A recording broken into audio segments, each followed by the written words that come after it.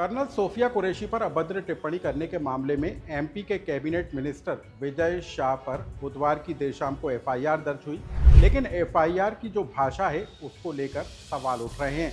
खुद MP high court ने भाषा के तरीके को लेकर नाराजगी जताई है। एमपी हाई कोर्ट ने कहा है कि जिस तरीके से एफआईआर दर्ज की गई है वो बताती है कि एफआईआर कमज़ोर आरोपी को बचाने वाली और असंतोषजनक है। यानी कि हाईकोर्ट का मानना है कि जिस तरीके की भाषा का इस्तेमाल एफआईआर में किया गया है वो सीधे तौर पर आरोपी को बचाने का काम करती है।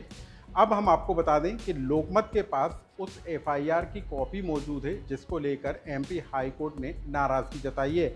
आखिर इस एफआईआर में वो कौन सी कमी है, वो कौन सी धाराएं हैं जो सीधे तौर पर विजय शाह को मदद करती हुई नज़र आ रही हैं, और कैसे पुलिस ने अपनी एफआईआर की भाषा में जिन धाराओं का इस्तेमाल किया, जिस भाषा का इस्तेमाल किया, वो कैसे विजय शाह को मदद पहुंचाएगी, इसकी कहानी विस्तार से जान लीजिए।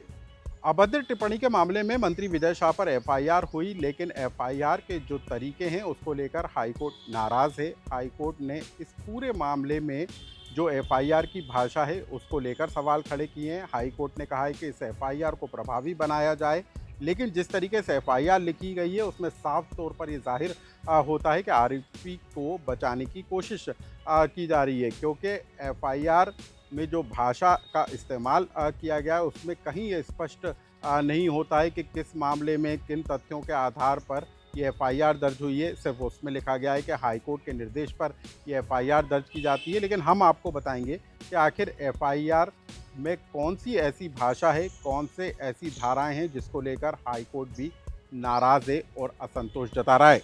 अब आप एफआईआर के जो बिंदु हैं उनको जान लीजिए। मानपुर थाने की दर्ज एफआईआर में ये नहीं बताया गया कि अपराध क्या है।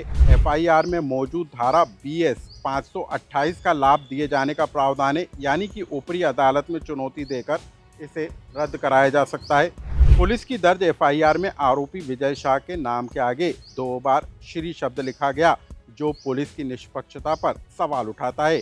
देश की अखंडता को खतरे में डालने का केस दर्ज होने के बाद अब तक गिरफ्तारी नहीं होना भी सवाल खड़े करता है। इधर विजय शाह के अभद्र बयान और अब तक बर्खास्तगी नहीं होने को लेकर विपक्ष विरोध प्रदर्शन तेज करता हुआ नजर आ रहा है। कांग्रेस के विधायक आज ब्लैक एप्रन पहनकर राजभवन तक पहुंचे और वहां पर जमकर नारेबाजी की और राजभवन के बाहर ही धरना दे दिया। विपक्ष इस बात की मांग कर रहा है कि विजय शाह को मंत्रिमंडल से बर्खास्त किया जाना चाहिए। वहीं एफआईआर की कॉपी में मंत्री विजय शाह के नाम के आगे 2 बार श्री शब्द का इस्तेमाल करने पर भी नेता प्रतिपक्ष उमंग सिंगार ने सवाल खड़े किए हैं।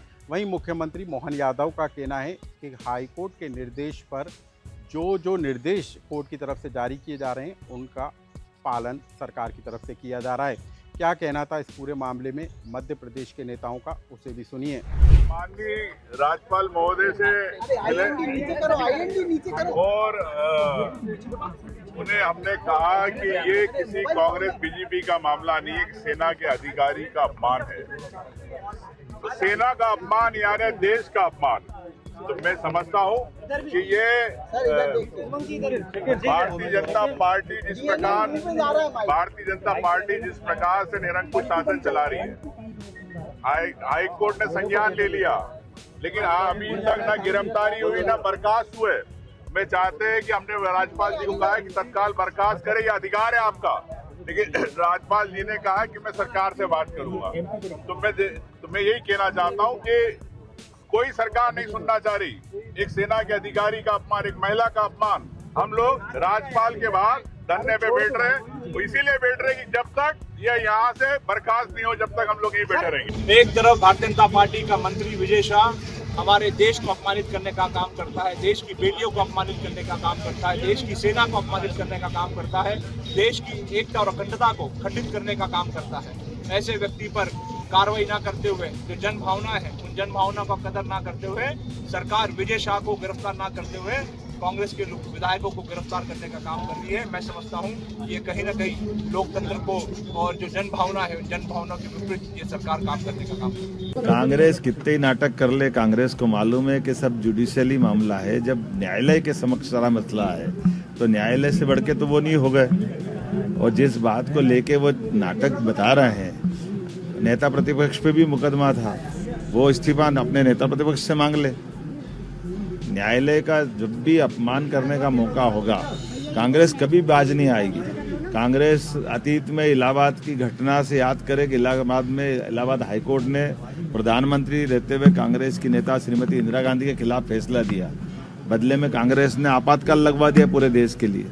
अब इस मामले में आगे क्या है उसको भी जान लीजिए। हाई कोर्ट ने बुधवार को दिए गए अपने आदेश के मुताबिक एफआईआर को प्रभावी बनाए जाने के निर्देश दिए हैं। हाई कोर्ट इस पूरे मामले में हो रही जांच की निगरानी करने का काम करेगी। और इससे पहले हम आपको बता दें कि बुधवार की रात को एफआईआर दर्ज हो जाने के बाद मंत्री विजय शाह का एक वीडियो सोशल मीडिया पर आया था, जिसमें वो हाथ जोड़कर माफ़ी मांगते हुए नजर आ रहे थे। लेकिन उसी के बाद से मंत्री विजय शाह फरार हैं और उनकी अब तक गिरफ्तारी नहीं हो पाई है।